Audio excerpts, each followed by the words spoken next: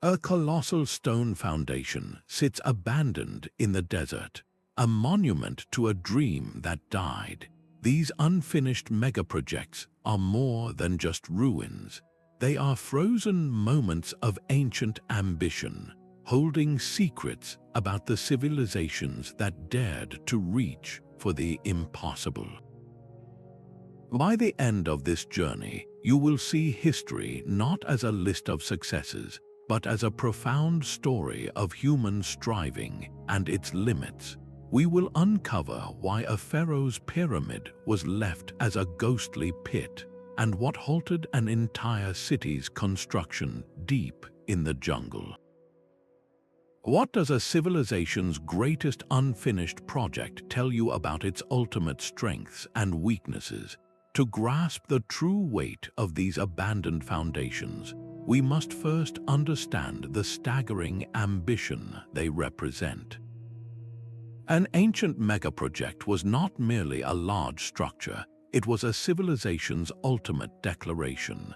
These were endeavors of almost unimaginable scale, designed to consume the labor of generations and reshape the very identity of a people. Think of the great ziggurats reaching for the heavens or vast canal systems carved into the earth to command rivers. Such undertakings were far more than architecture.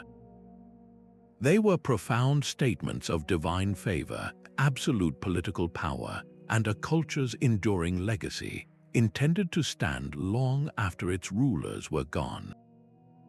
The very definition of these projects hinges on this transformative intent.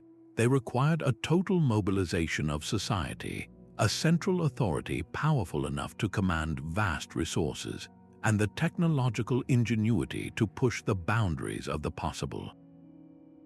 This was the pinnacle of what a civilization could achieve, a testament to its organizational might and its vision for eternity. So what specific forces could compel a society to embark on such a perilous and all-consuming journey? What forms did this ancient ambition take? A pharaoh stands beneath a blanket of stars, his gaze fixed on the heavens, not in simple wonder but with a profound and urgent purpose. His vision is to construct a tomb so immense, so perfect, that it would serve as a machine for his ascension, transforming his mortal shell into an eternal god. This was the ultimate ambition, the drive for an eternal legacy. It was a deep-seated human desire to cheat oblivion, to carve a name so permanently into the stone of history that even the cosmos would take note. For rulers and elites, these megaprojects were not just buildings, they were the ultimate insurance policy for their souls and their reputations. They were physical guarantees that their power, their identity, and their very essence would be remembered and revered for millennia. This was far more than vanity. It was a core tenet of state ideology and religious belief, a system where the ruler's personal fate was inextricably linked to the stability of the universe itself. The Great Pyramid of Giza stands as the shining, flawless example of this dream realized. Yet for every pyramid that pierced the sky, there were foundations laid that never rose beyond the desert sands. These haunting, unfinished sites reveal something even more raw and human than success. They show us the sheer, unvarnished yearning to transcend time itself, a yearning that sometimes met its limit. This deep need for immortality was matched only by the immense political power required to even attempt it. That new emperor's command to build a capital city from scratch was not just an architectural plan, it was a masterstroke of political theater. He needed to demonstrate, in stone and mortar, that his authority was absolute and his reign a new dawn. To command the labor of thousands, to redirect the wealth of a nation into a single foundation, was to prove that his word was law. These megaprojects were the ultimate propaganda, designed to awe his own people into loyalty and to warn any rivals of his overwhelming power. The very act of construction became a tool for control, employing vast swaths of the population and channeling their energies into a state-approved endeavor. A busy populace focused on a grand national goal was a stable and unified one, yet this immense concentration of effort was a double-edged sword. The success of the project became inextricably linked to the perceived strength of the ruler. An unfinished palace or a deserted city foundation, therefore, is often a stark monument to a power vacuum. It tells us that the political engine that fueled its creation suddenly sputtered and died, leaving the grand design as a ghostly blueprint of ambitions that crumbled with the throne. This deep political drive was almost always intertwined with another, even more potent force, the spiritual hunger to connect with the divine. Thousands of workers moved stone upon stone, driven by a conviction that their labor was weaving a sacred thread between the human world and the divine. This was the pull of divine favor, the belief that a civilization's survival hinged on pleasing the gods. A grander temple was not just an act of devotion, it was a desperate plea for protection, for fertile harvests, and for victory in conflict. The scale was the message, a society shouting its piety into the cosmos, hoping a larger offering would secure a greater blessing. These structures were designed as the axis mundi, the sacred center of the universe for their people, a literal and spiritual crossroads where Earth met the heavens. To stand within such a place was to be at the very heart of creation. This makes their abandonment so deeply telling. When a half-built temple is left to the elements, it is more than a construction project failing. It can signal a profound crisis of faith, a moment when a people began to question whether the gods were still listening or if their blessings had been withdrawn. The foundation becomes an archaeological prayer, interrupted mid-sentence, leaving us to wonder what spiritual rupture caused the work to cease. This spiritual dimension adds a profound weight to the stones they left behind. To see this interplay of faith and ambition in its rawest form, we must journey to the sun-baked sands of Egypt, to the ghost of a pyramid that never was. A silent, gaping wound in the desert floor marks the place where a king's eternity was meant to begin. The unfinished pyramid at Zawyet el-Aryan is a haunting negative space, a colossal square pit carved directly into Egypt's limestone bedrock. Its sheer, clean-cut sides descend into shadow, outlining the precise footprint of a pyramid that was never built. This ghost of the Fourth Dynasty offers no grand casing stones or burial chamber treasures, only the raw, exposed blueprint of ambition itself. All work ceased after the foundational pit, and the beginnings of a descending passage were carved from the earth. The superstructure, the very symbol of ascension, was never even started. Why would a pharaoh, with all the power of the old kingdom behind him, abandon such a critical project? The most likely answer lies in the fragile nature of power. A sudden, unexpected end to the pharaoh's life, perhaps from illness or conflict, would have thrown the entire succession into chaos. Without a clear and stable heir to champion the project, the immense workforce would have simply downed tools. The political will evaporated overnight. This abandoned pit, therefore, is not a failure of engineering, but a testament to a political system cracking under pressure. It shows us with stark clarity that a pharaoh's divine power was only as durable as his mortal lifespan. The site is a frozen moment, a unique archaeological snapshot of pyramid construction in its earliest, most vulnerable phase. We can see the master stonemason's precise lines, the channels cut for the foundation rituals, the entire logistical plan laid bare in the stone.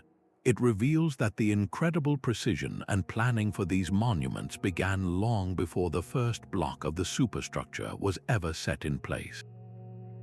This empty foundation proves that the ambition was real, the plan was sound, but the dynasty's continuity was not. From the stark, sun-bleached clarity of the Egyptian desert, our journey takes us into the tangled, humid embrace of a Cambodian jungle where an even grander urban dream was left to the vine. Deep within the Cambodian jungle, a seven-tiered pyramid temple rises from the dense green canopy, a stark and solitary monument. Prasat Tom was never meant to stand alone. It was designed as the glittering centerpiece of Cuicuilco, a city intended to surpass even the glory of Angkor as the new capital of the Khmer Empire. In the 10th century, King Jayavarman IV made a radical decision. He moved the entire spiritual and administrative heart of his empire to this remote site, initiating one of the most intense and rapid construction bursts the ancient world had ever seen. The scale is almost unbelievable. In barely 2 decades, dozens of major temples, immense reservoirs known as barrays, and a sprawling network of roads and infrastructure were carved from the wilderness. This was not a slow, generational project. It was a sudden explosion of concentrated ambition, a powerful king's forceful attempt to rewrite his empire's geography and legacy in a single lifetime. Yet, just as suddenly as it began, the dream evaporated. Following the king's passing, the capital was promptly moved back to Angkor. Cuicuilco was largely abandoned, its grand urban plan surrendering to the jungle, leaving behind a field of half-finished shrines and silent, empty reservoirs. What could cause such a dramatic reversal? The most compelling theories point to the immense logistical strain and the very nature of royal authority. The site, for all its symbolic power, may have presented an insurmountable challenge for consistent water management, a vital need for any great Khmer city. But perhaps the most telling factor was the loss of the king's own driving will. The entire endeavor was so personally tied to Jayavarman IV that without his singular vision to fuel it, the political and economic will to maintain this alternate capital simply collapsed. Cuicuilco stands as a powerful lesson in the fragility of centralized ambition, a ghost city that reveals how the grandest of visions can be tethered to the mortal span of just one person. This pattern of a single, powerful vision cut short repeats itself across the globe, even in the ancient Americas. A civilization's story can be written in volcanic stone.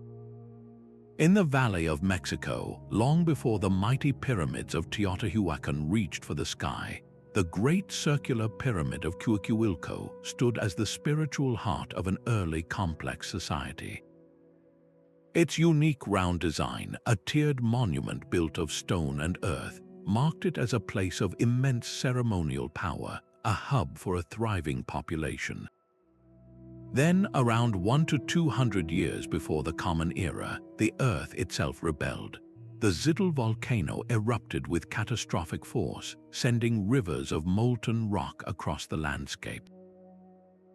The city and its vital farmlands were entombed beneath a deep, hardening layer of lava, forcing the entire population to flee and abandoning the sacred site forever. The very disaster that destroyed Cuicuilco also preserved it, creating a stark time capsule of a culture frozen in a single, traumatic moment. Construction ceased, not due to political failure or a loss of faith, but because the environment became utterly uninhabitable. This half-built pyramid, partially excavated from its rocky tomb, stands as one of history's most dramatic examples of a purely external limit. It reveals that for all our organizing principles and grand ambitions, human plans can be rendered instantly obsolete by the indifferent power of the natural world. So what common threads connect this volcanic burial to the abandoned foundations in Egypt and Cambodia? What overarching patterns can we trace across these vast distances and cultures? A slow, creeping crisis could be even more devastating than a sudden volcanic eruption. Picture the quiet dread spreading through the project managers as reports confirmed the finest quality limestone was gone, or as the forests that fueled the brick kilns vanished over the horizon. A megaproject was a ravenous beast, constantly consuming timber, stone, water, and vast quantities of food for its immense workforce. A civilization could simply overestimate the bounty of its land, watching helplessly as its grand vision crumbled under the sheer weight of its own material demand. The very act of construction often sowed the seeds of its own failure. Widespread deforestation for fuel and scaffolding could lead to soil erosion and alter local rainfall patterns, slowly strangling the agricultural output needed to feed thousands of laborers. The abandoned foundation, then, becomes a stark admission that the land itself could no longer support the dream. These sites are hauntingly early warnings of ecological overshoot, where human ambition catastrophically outstripped the environment's capacity to provide. This reveals a fundamental limit that even the most brilliant ancient engineers could not always overcome. And beneath every ton of stone and every felled tree, there was an even more profound cost, the immense and often silent toll levied on the human spirit. Every stone laid was a life spent. The silent foundations we see today were built on the backs of countless individuals whose names are lost to history. This was the human engine of the megaproject, a system fueled by corvée labor, a form of tax paid not in coin but in years of physical toil. Imagine a farmer conscripted from his fields, handed a chisel, and told to carve eternity from a mountainside. The conditions were punishing, with a constant threat of injury and the spread of illness in crowded workers' camps. This labor was the very fabric of the social contract, an unspoken agreement between the ruler and the ruled. The state provided order and divine favor, and the people gave their strength. But when the projects grew too vast, when the demands became endless, that fabric could fray and tear. A project intended to unify a civilization could instead become a focal point for deep resentment. The inability to recruit more workers, or the simmering threat of unrest from a population pushed too far, could bring the most ambitious construction to a sudden, permanent standstill. Archaeological finds at sites like the Egyptian pyramids, the remains of workers' villages and markers of their hardships, offer a quiet but powerful testament to this reality. The abandonment of a foundation can therefore mark a society's breaking point, the moment when the human cost of glory finally outweighed its promise. This ultimate limit of human endurance was often compounded by another, more abrupt force, the sudden and total disruption of warfare. The sound of a distant war horn could halt a megaproject in an instant. An approaching army meant that every able-bodied worker was needed for defense, not construction. The engineers who meticulously planned a fortress wall would have to exchange their measuring tools for weapons, leaving their half-built defenses tragically vulnerable. This sudden shock of conflict was a primary disruptor, violently diverting all of a civilization's resources, manpower, and focus away from long-term ambition and toward the immediate, desperate need for survival. A single lost battle or a prolonged siege could instantly render a strategic project obsolete. Why complete a grand citadel if the city it was meant to protect has already fallen?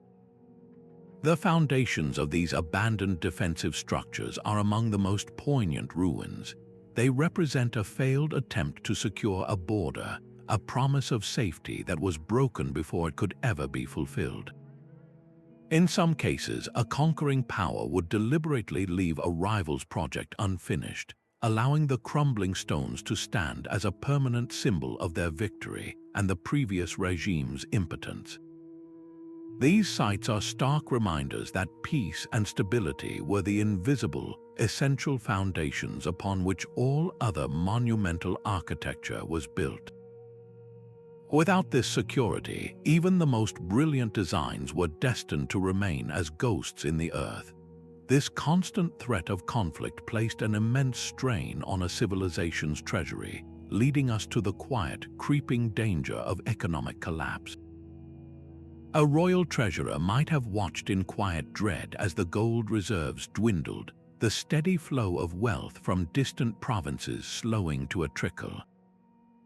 These monumental endeavors were not just feats of engineering but colossal financial undertakings, funded by the lifeblood of the state, taxation, trade, and the spoils of successful conflicts. They required a constant, robust economic engine to pay for materials, skilled artisans, and the food to sustain the thousands of laborers. When that engine faltered, the dream became an unaffordable luxury. A sudden collapse of a vital trade route, a period of runaway inflation that made materials impossibly expensive, or a series of poor harvests that emptied both granaries and the royal treasury. These were economic shocks that could bring construction to an immediate halt. A ruler facing empty coffers had to make a brutal choice: feed their people and defend their borders, or continue building a legacy for the future. In that calculation, the unfinished monument almost always lost. The archaeology of abandonment is often the archaeology of bankruptcy. A foundation laid for a wall that was never raised, a quarry full of blocks that were never transported. These are the silent, stone testaments to a civilization spending beyond its means. They are economic documents written in the language of half-finished stone, telling a story of fiscal overreach and the ultimate financial limits of even the most powerful empires. Yet, even with a full treasury, ancient planners faced another formidable class of obstacles: the sheer technological and engineering puzzles that could stall a project for generations. Ancient engineers sometimes faced a wall not of stone but of pure knowledge. They would stand before a colossal foundation, their grand designs laid out, only to discover a brutal truth. The physics of their time simply could not support the weight of their ambition. A design might be too innovative, its arches too wide, or its walls too high for the materials and methods available. We see this struggle frozen in time at sites where construction was abruptly halted, often at the very moment a structural weakness revealed itself. Evidence of frantic redesigns is etched into the stone itself, with later additions of buttresses or hastily filled in chambers showing engineers scrambling to correct a fatal flaw they never anticipated. In some cases, the ground itself betrayed them. A foundation might have begun to subside under the immense load, creating cracks that snaked up freshly laid walls, a clear sign that the earth could not bear the dream. This was not a failure of will, but a pragmatic admission of defeat against the unyielding laws of physics. These abandoned sites become unique open-air laboratories, allowing us to witness the very moment ancient innovation met its breaking point. They reveal that knowledge itself was a critical and often final limit on what a civilization could achieve. Just as a society could push against the limits of its own understanding, it could also be slowly, silently suffocated by forces far beyond its control. Rainfall patterns shifted, and the fields that once fed thousands began to crack under a relentless sun. A grand canal project designed to bring life to a region would become a dusty trench as the water it was meant to carry simply vanished. This is the invisible hand of climate change, a force operating on a scale far beyond any king's command. Paleoclimatology, the study of ancient climates, now provides stark evidence that long-term environmental shifts were a major, and often final, limit on ancient ambition. A decades-long drought did not just mean a few bad harvests. It meant the complete collapse of the agricultural surplus that fed the immense labor force. Without that surplus, a society faced hunger, social unrest, and the total loss of the human power required to move mountains of stone. The grand project, once a symbol of prosperity, would become an unaffordable luxury in a desperate struggle for survival. Conversely, a dramatic increase in rainfall could be just as catastrophic. a building site could become a perpetually flooded pit, its foundations undermined by constant water, or entire settlements could be rendered uninhabitable by shifting river courses and rampant flooding. These environmental changes were not a temporary setback, they were a fundamental rewriting of the rules of existence. An abandoned foundation, therefore, is more than a historical artifact. It becomes a crucial data point for scientists. The layers of sediment in a dry reservoir, the pollen samples from a worker's village, these silent clues link the fate of human empires to the grand planetary cycles of the Earth itself. They remind us that every civilization, no matter how powerful, has always existed within a delicate and often unforgiving environmental balance. These silent stones are not just monuments to what was built, but profound symbols of what was lost. These scattered stones tell a story older than any completed monument, a cautionary tale of overreach that echoes across millennia. An abandoned foundation is more than just a failed construction site. It is a physical manifestation of hubris, the ancient concept of arrogance that invites a downfall. Cultures around the world have woven this very idea into their foundational myths. The most famous is the Tower of Babel, a story of humanity united in an attempt to build a tower reaching the heavens, a project halted by divine intervention as a direct response to their prideful ambition. These unfinished sites are that myth made real, a stark reminder that the natural order, whether perceived as the will of the gods or the limits of the material world, cannot be challenged without consequence.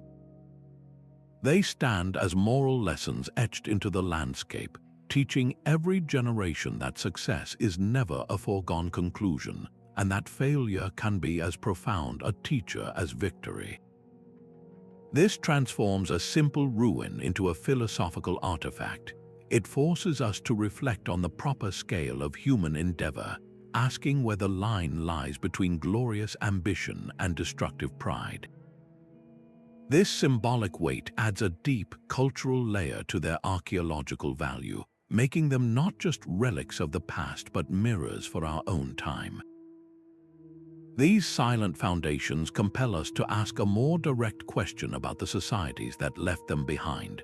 What do these grand, interrupted projects reveal about a civilization's true priorities when its ambitions were put to the ultimate test?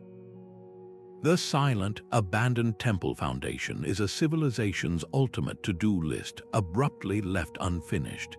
Its halted construction is far more than a project failure. It is a profound cultural statement. This moment of cessation marks a collective, often unspoken, decision by a society to redirect its energy. The labor, the wealth, the very spirit that was once poured into reaching for eternity is suddenly channeled toward a more immediate, more pressing need. Perhaps a new enemy appears on the horizon, demanding every resource for defense. Maybe a period of hardship forces a brutal reassessment, where feeding the population becomes a greater priority than glorifying the gods. The Grand Temple, once the central symbol of a culture's identity, can be sidelined by the rise of a new religious movement that finds its sanctity elsewhere. This shift is not always recorded in royal decrees, but it is permanently etched into the landscape by the unfinished stones. We can even see this process in action through the practice of spoliation, where the very stones of the abandoned project are carefully quarried and carried away to be used in a new, more urgent construction. The old dream is literally dismantled to serve a new reality. This reveals that these megaprojects were not static, untouchable monuments. They were dynamic components of a living, breathing society, deeply subject to the changing currents of history, politics, and belief. The unfinished site, therefore, freezes a precise moment of cultural transition. It captures a society in the act of pivoting, of redefining its own concept of greatness under pressure. This perspective transforms our understanding of the past. It shows us that ancient civilizations were not rigid and unchanging, but remarkably adaptable, constantly making difficult choices about their survival and identity. To truly hear the whispers from these silent sites, we must learn the language in which they speak, the meticulous methods of modern archaeology. The silent stones of these abandoned sites hold their secrets close, but modern science has given us new eyes to see. Ground-penetrating radar sends invisible pulses deep into the earth, revealing the ghostly footprints of walls that were planned but never built. From the air, LiDAR technology uses laser light to strip away the dense jungle canopy, exposing the vast geometric outlines of entire cities that were only just begun. These tools allow archaeologists to map the grand design, the master plan that was intended to transform the landscape. They can trace the routes of roadways that lead to nowhere and identify the foundations of temples that never received their first stone. This is how we see the ambition not for what it became, but for what it was meant to be. The scale of the dream becomes startlingly clear, but the story does not end with the blueprint. The evidence left behind in the moment work ceased is equally telling. The subtle marks of chisels on a half-cut block can reveal the specific techniques of the stonemasons. Piles of unused materials left exactly where they were dropped tell us about supply chains that were suddenly severed. By analyzing this construction debris, experts can often pinpoint the precise week or even day that the hammers fell silent, reconstructing the sequence of events that led to the ultimate halt. Perhaps the most human clues are found not in the monument itself, but in the nearby settlements built for the workers. The remains of their homes, their tools, and even the remnants of their final meals provide a window into the lives of the people who powered the dream. Studies of their health can show signs of nutritional stress or the spread of illness, offering silent testimony to the immense physical toll of the labor. A sudden, organized departure from a workers' village suggests a commanded evacuation, perhaps due to an impending conflict or a political collapse. A more gradual abandonment, however, might indicate a slow, grinding exhaustion of resources as the workers simply drifted away because the food or pay ran out. Each piece of this puzzle, from the grand aerial survey to the smallest animal bone found in a cooking fire, helps to reconstruct the narrative. This meticulous detective work transforms a field of scattered rubble into a coherent story of human endeavor and its sudden interruption. It allows us to understand not just what was built, but the very moment the dream died and why. This scientific lens reveals the intricate balance between a civilization's vision and its reality. It shows us that these limits were not abstract, but were felt in the aching muscles of every worker and in the calculated decisions of every engineer.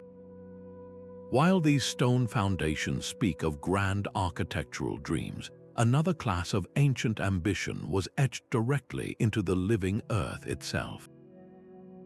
A different kind of ambition lies coiled in the soil of the Ohio Valley. The Great Serpent Mound stretches for over a quarter of a mile, a graceful, undulating earthwork shaped like a giant snake, its form built entirely from layers of clay and stone. Far to the west, the vast complex of Cahokia was once dominated by Monk's Mound, an earthen pyramid so massive it remains the largest prehistoric earthwork in the Americas. These were not monuments of quarried stone, but landscapes sculpted by hand, basket by basket, over generations. The scale of labor is almost beyond comprehension, requiring the coordinated movement of millions of tons of soil, a testament to a profound and communal connection to the land. Unlike the singular vision of a pharaoh's pyramid, these earthworks often grew organically. They were layered projects with successive generations adding new terraces to a platform mound or extending the tail of a sacred serpent, their construction spanning centuries.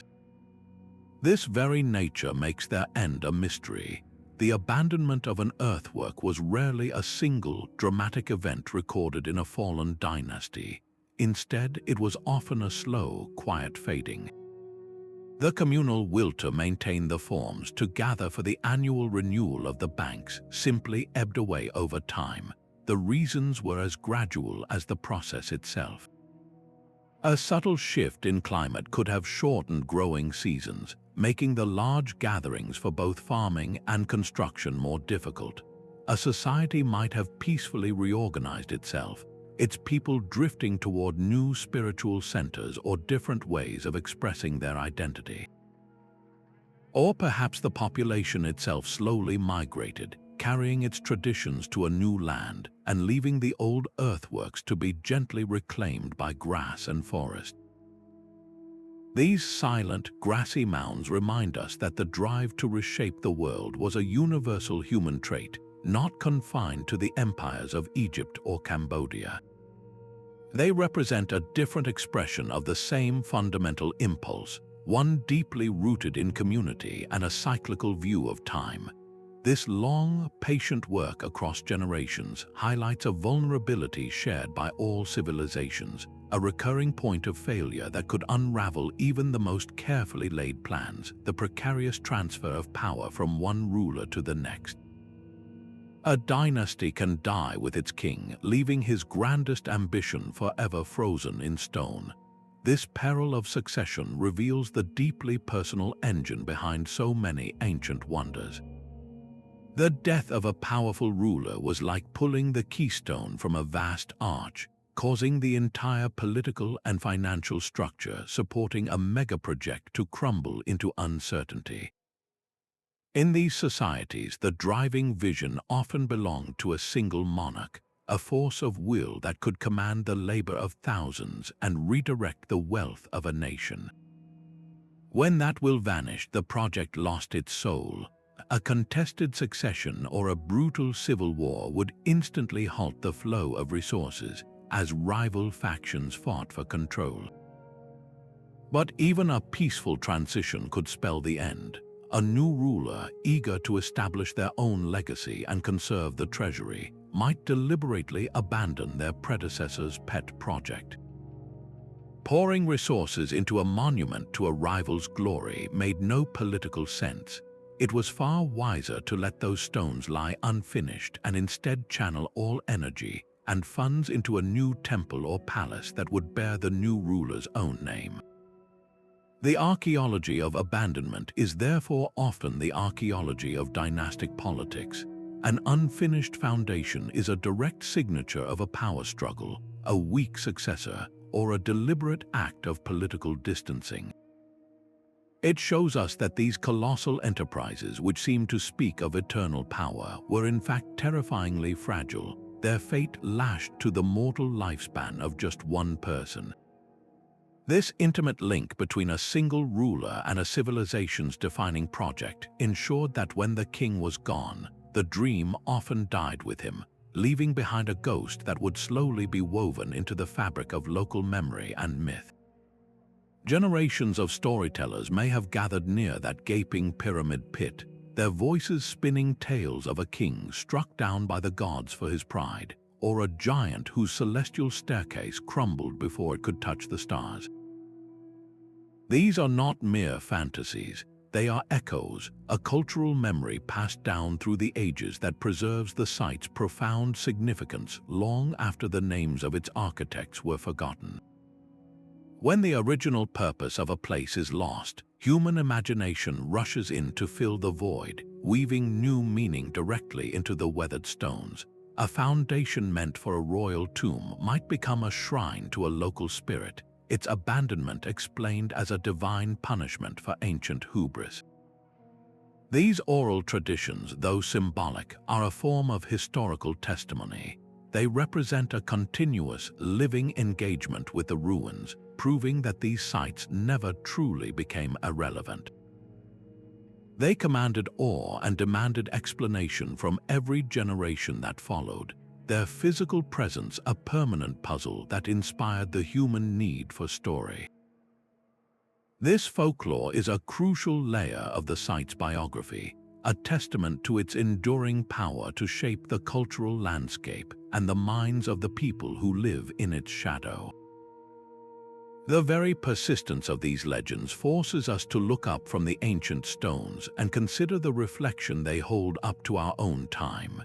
That ancient, abandoned canal is not so different from a modern highway that ends abruptly in a field, a victim of political gridlock and ballooning costs. The core challenges that halted the pyramids are the very same ones that confront our cities and nations today. We still grapple with the relentless consumption of resources, the shifting sands of political support, the race against technological limits, and the profound, often unforeseen, consequences for our environment. The silent testimony of these ancient sites offers us a rare and invaluable long-term case study in project management. They teach us about the critical need for honest risk assessment from the very beginning, and the wisdom of designing for sustainability rather than just for immediate glory. These ruins are a stark, permanent warning against the dangers of unchecked optimism. They urge us to build flexibility and resilience into the very blueprint of our grandest endeavors, acknowledging that even our most advanced modern ambitions are subject to forces beyond our control. This perspective from the deep past can foster a more grounded and humble approach to shaping our own world. It leads us to a powerful and counterintuitive idea, the concept of productive failure. That empty pyramid foundation was a brutal but effective classroom. While the structure itself never reached for the sky, the knowledge gained from its partial construction was a priceless inheritance for the engineers who came next. The techniques refined in that abandoned pit, the logistical models for organizing 1,000 workers, the very understanding of how to move colossal stones, none of this was wasted. These hard-won lessons became part of the civilization's collective intelligence, a knowledge pool that would directly inform and improve the next successful project. Grand-scale failure forced a kind of radical innovation. It compelled societies to adapt, to experiment with new solutions they might never have risked on a guaranteed success. The precise stone-cutting methods perfected at one unfinished site could become the standard for a future, flawless temple. The organizational charts for feeding a massive labor force, even one that was eventually disbanded, provided a blueprint for managing the next great endeavor.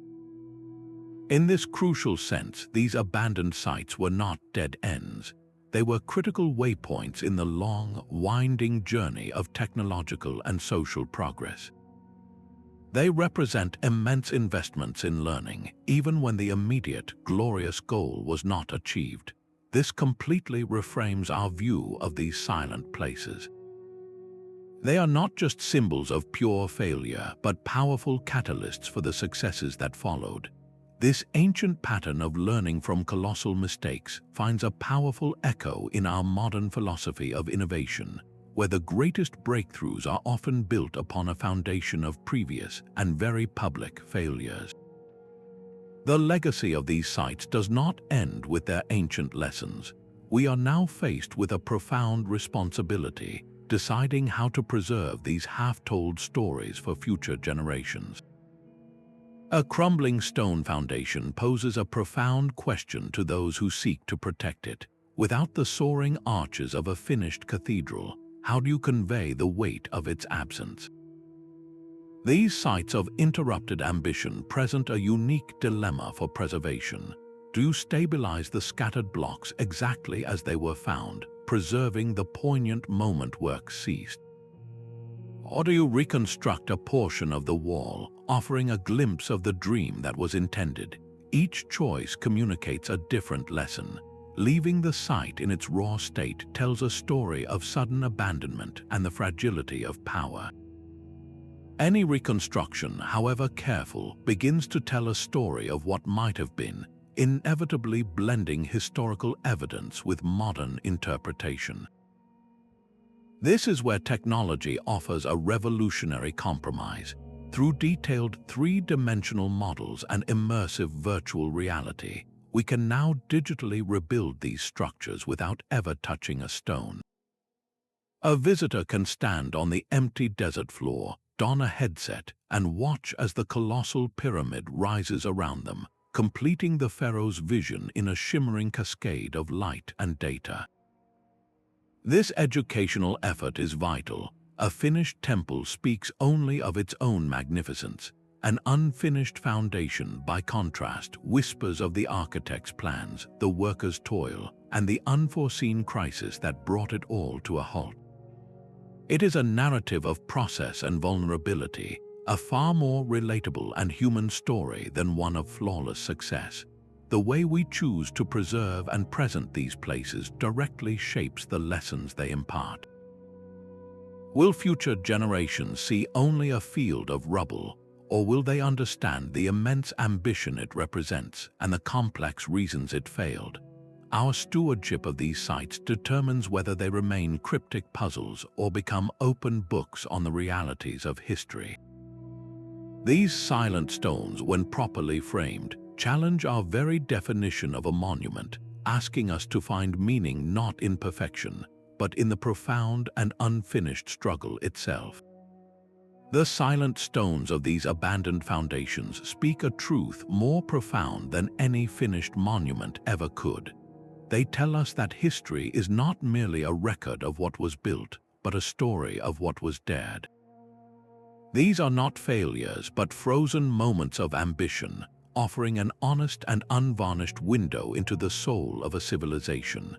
We see its grandest visions laid bare, right alongside the very human and environmental realities that ultimately set the final boundary.